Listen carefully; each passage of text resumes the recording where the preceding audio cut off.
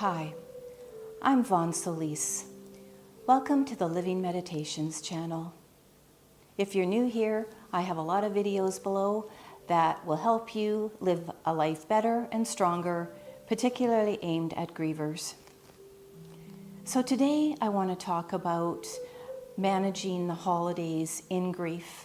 And I'm going to go through the top 10 strategy I've used over the last 15 Christmases being a bereaved mother.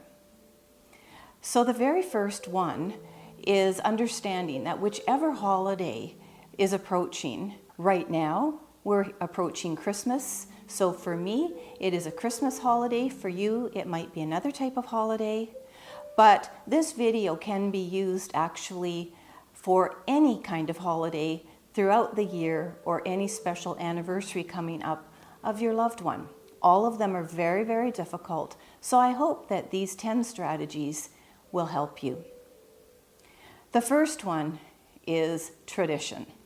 And this is a tough one because many people who have suffered a recent loss and sometimes even are living with loss for many years try and stick with traditions. I tried it. I know other people who have tried it. And the top strategy I would offer for dealing with tradition is this: either dispense with it altogether, modify an existing one, or start a brand new one. Over the years, I've tried many different things, and with respect to tradition, I find that they change every year. There's only really one that I keep, and that is placing an ornament on the tree that has a picture of each of my children on the last Christmas, New Year's that we were together. And as painful as it is to put up my daughter's picture in her ornament on the tree, I do it without fail every year. Other traditions I've had to let go. I tried doing a candle lighting ceremony, attending it with a support group, and I found I couldn't do that. I have tried decorating with old ornaments, and I found I couldn't do that. I've tried traveling and making that a special tradition that we, do a trip every year, and that hasn't really worked out. So essentially, other than this one tradition of the ornament, I just let Christmas kind of come upon me and do what I feel is necessary, that year. The next strategy is to remember to rest. Rest is really, really important when you're in grief, especially the earliest years. But I have found no matter how many years I've been in grief, holidays really tax my energy system and drain my spirit. Therefore, it's vital that you remember to rest, have a cup of tea, enjoy that glass of wine, whatever will let you just sort of decompress and understand the actual weight of what the holiday is putting on you. The third strategy is to remember to be kind to yourself. Often when we're approaching the holidays, and actually during any other time of the year, especially as bereaved parents, but this is also applicable to anybody who's struggling with new loss or difficult grief, we can be pretty hard on ourselves, feeling responsible for the death, feeling that we should be better people, feeling that we should be, over our grief, feeling that we should be doing a lot of things that we don't really want to be doing. So this third strategy, remember to be kind to yourself, is up there as one of the most important ones. Really remember to hug yourself, to use gentle language with yourself, to remember how far you've come in your grief so far, to remember all of the things that you may be struggling with that other people take for granted and that you maybe can't freely share with others how difficult it is for you. Be kind to yourself. Remember to use gentle language and respect the process that you are going through. The fourth strategy is to remember that you can change your mind. So often when we commit to do something and then wonder why we've, committed to it, or wondering what we have gotten ourselves into, a lot of people feel afraid to change their mind. But one of the earliest things I did in my grief was give myself permission to do exactly that, change my mind. So if you decide one day that you think you're going to do something, and you decide later that day or the next day or even a few days later that, you know what, I'm not up to that. I really don't think I wanted to do that in the first place. I thought I wanted to do it, and now I don't really want to do it. Remember, you can change your mind. Following you can change your mind, it's also really important to understand that the fifth strategy is that you can say no. Now, a lot of people have trouble saying no in normal life, but as a griever and somebody, again, struggling with difficult grief or recent loss, especially losing a child, I can't tell you how many people I've actually met and talked with that took on obligations, they took on engagements, social engagements, entertaining responsibilities that they thought were expected of them, either by themselves or other people, or it was just almost habit. And in every case, those that I spoke with, they regretted that they had taken this obligation on. So in this strategy, it is very, very important to understand you can, and sometimes you really have to say no. The sixth strategy is to just really be aware that something you thought that was going to feel good or be good for you or your family, and it turns out it isn't. It's okay to just understand, oops, that didn't work. A funny little story. One Christmas about 5-6 years ago, I went out. I was having a very, very difficult time that Christmas, and about 2-3 weeks ahead of time, tradition before my daughter had died is that everything went up on December 1st, and there was all of these decorations and the village and just oodles of decorations and lots of excitement and fun. So of course years went by. She died in 2005, and years went by, and every Christmas I struggled with all of these things I'm talking about. So this one Christmas I decided to get a new tree. So I went to the store and came home with no less than 3 different Christmas trees, and all of them were a big fail in every way. They were not the right tree. So taking the 3rd tree back to the store, I absolutely was almost in a traumatic fit because it wasn't about the tree. It was about all the stress and pressure of the Christmas, and I really wasn't handling it well. So right then and there, that day, the day that I returned the 3rd Christmas tree, my husband made arrangements for the little family, my husband, my son, and myself, to travel for Christmas that year. And we took off and went to a beautiful resort in the mountains near Calgary. And it turned out to be one of the best Christmases we ever had.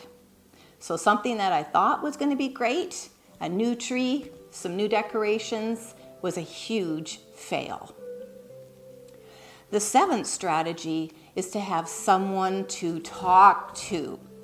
If you're really lucky and you have a great friend or close family member, sister, brother, somebody that you can share what you're going through and what you're feeling, this 7th strategy is so important. You may even be able to share how you're feeling with your spouse or other close relationship, even your kids, younger or older. I found it was never really good to hide stuff from my son, and although I don't share that much with him, kids are very attuned to how their parents are feeling in grief, and they hide a lot of what they're going through and what they're thinking themselves and feeling. So I think it's a really, really important strategy to make sure everyone's doing okay at Christmas, check in, See how they're feeling, see if there's anything different as a family that you want to do, what's important to your kids, what's important to your spouse or other half if you're in a relationship. Most importantly, what's important to you. Know what you're feeling, know what you're thinking, bounce it off somebody. I'm telling you, sometimes just a quick, chat with somebody, again, over a great cup of tea or that glass of wine, is an awesome thing to get you through that really difficult moment. And by the way, these difficult moments can creep up on you and happen throughout the whole entire season when you least expect it. Strategy number 8 is don't feel guilty if you find yourself having a good time. The longer that you're in a grief process, and when losing a child, this actually can last your lifetime. So it's not really as if you're going to one day probably never feel some kind of pain during the holiday season, especially with loss of a child. So understanding this, other things do change in your grief as well. And you can have a good time. For years I didn't, but when I did start, working outside the home for several years, and I did go to Christmas parties, I actually had a really good time. I learned to laugh again, and I had some good buds, and we had some fun. But that's not going to, take away those more poignant moments when you do fall into maybe some, depression, all of those painful emotions that, over time and with certain techniques you can learn to get yourself out of. But it is true that the longer you're in the grief process, the more years pass, you do learn how to manage some of these celebratory times where you can find yourself whistling a tune, singing a song, putting on music again, laughing from your belly. And when that happens, don't feel guilty. Strategy number 9, and this is really important for the holidays.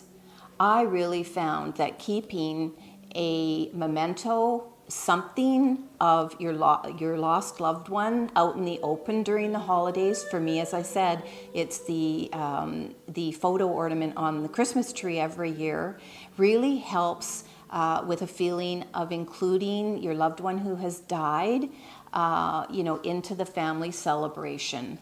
It's really important because it can feel really awful not having anything of your loved one around, and then if you entertain, if family comes over, and there's nothing of your lost loved one around, especially a child, you can feel really guilty, and it's very, very, very painful to think that they're missing out on the celebration, or that other family members or friends have forgotten them, or that you're not allowed to mention their name, or that you shouldn't be thinking about them and they're gone and they're not part of the celebration.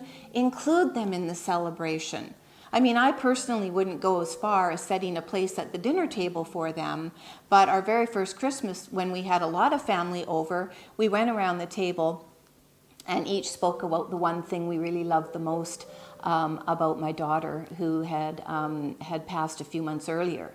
I didn't keep up with that tradition, but we remember her and look at her picture on the tree, and of course we wish that she was with us, and of course it's painful to look at, and it's painful to put the ornament up, but she is there with us in everything we think and do.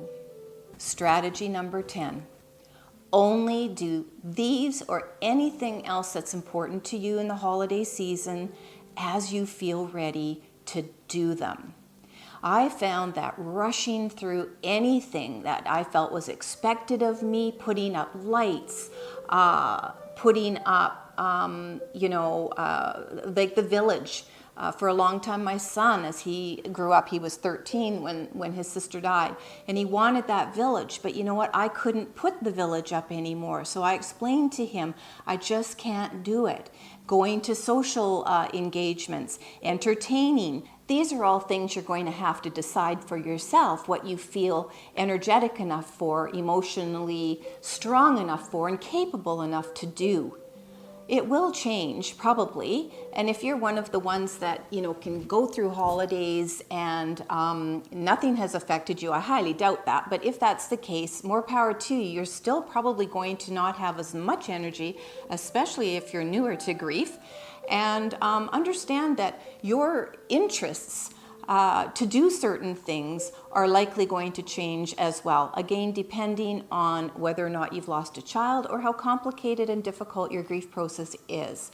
That also is impacted by what's going on in your environment, your home, your work, your relationships, what's happening with your loved ones in their grief process. There are a lot of things that need to be fine-tuned and monitored in the grief process.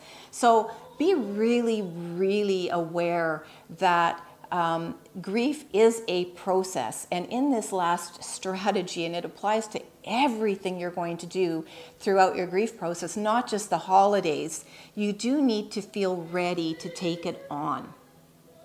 I hope that some of these strategies will help you this holiday season, if you're able to see this video in time for the 2019 season. But if not, and you see it later on, just remember, there isn't a month that we go by pretty much in our calendar that there isn't a holiday of some sort.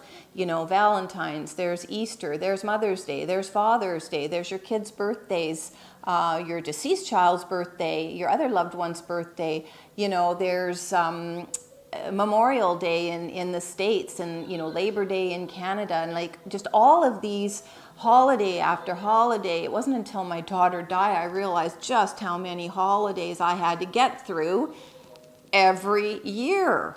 And each one of them impacts me. It's not just holidays, but milestones of your living children. Each one impacts me differently, and just like the season, you'll be impacted in the season and the month that your loved one died. So these bigger holidays where it's filled with joy, such as the Christmas and other holidays that fall around the same time for other cultures, it's a pretty big deal when you see everybody joyous and happy and charitable and all of these things, and you're carrying this weight inside that on the outside it may not show, but inside it's really feeling very burdensome. And with child loss, it's not so easy to just say, at a Christmas party or something, if someone said, hey, how you doing? Well, actually, I'm putting on just a really brave face being here. It's really, really difficult for me this time of year. We don't really feel free enough to say that. So with all of these strategies, and some may be more important to you than others, you may have to work with more, some years than with others in some years. You may interchange them.